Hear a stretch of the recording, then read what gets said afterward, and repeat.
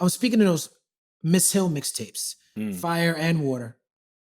These are incredible mixtapes. I feel like they are going to be talked about when people talk about the history of mixtapes Mm. forever. For obvious reasons, I love how you put Lost Ones over the Definition beat. Um, that was awesome. How did you meet her and get her to be on that? Wow. The truth is that I actually met Rohan Marley first. Mhm. I had met him out at I think it was a Mobb Deep release party. I gave him some mixtapes, and we ended up hanging out. There's something, we had a vibe. We hung out all night, Mhm. and he goes to L.A. to move out there. I think a couple weeks later, and he just hits me up, and he's like, "Yo, J. Period, I need some more mixtapes." Send Mhm. him some more mixtapes, and that year I was in L.A. once a month for a tour, and I just started kicking it with Rohan Marley, and eventually I told him about this idea. And he said, "Look, that's got nothing to do with me. You have to contact her directly." And I did. I reached out to her, and to be honest, she said no at first.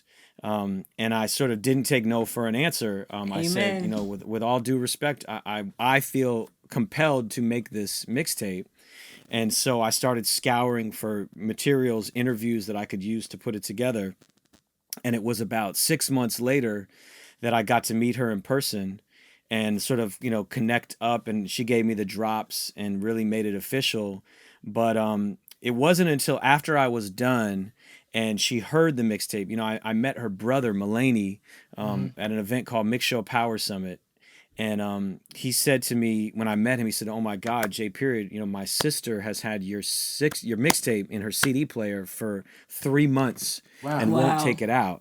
And I just was like, so here's my retirement papers. I'm good. Like I don't Right, need to do right. anything else. And that was the seed of the relationship. It wasn't until about 6 months later that I was actually going out and doing stuff with her.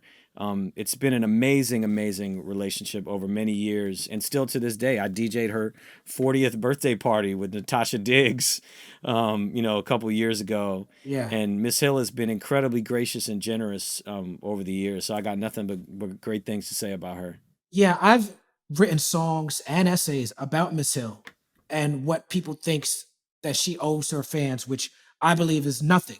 She's Mm. already given us so much. How do you feel about that?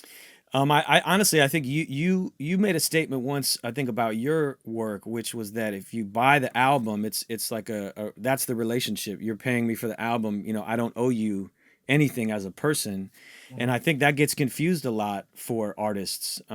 People Mhm. get emotionally invested in their artists, and they want more and more and more, and I don't think anyone realizes what it takes from the artist. Yeah. So It's a I very toxic relationship. It can be. it can be for Yeah. sure. And I think especially with people that are on her level of talent and genius, really, they're often misunderstood. Q-Tip is elusive in some ways in that way. Mhm. Andre, people don't know what to make of folks in that way. And I think having seen the person, I can say definitively, what an incredible person she is. Mhm. And it's hard to hear rumor and innuendo and all those things, but I think there's casualties of trying to do this thing and be excellent. And it's that different people have different opinions. Yeah, Right. yeah, definitely.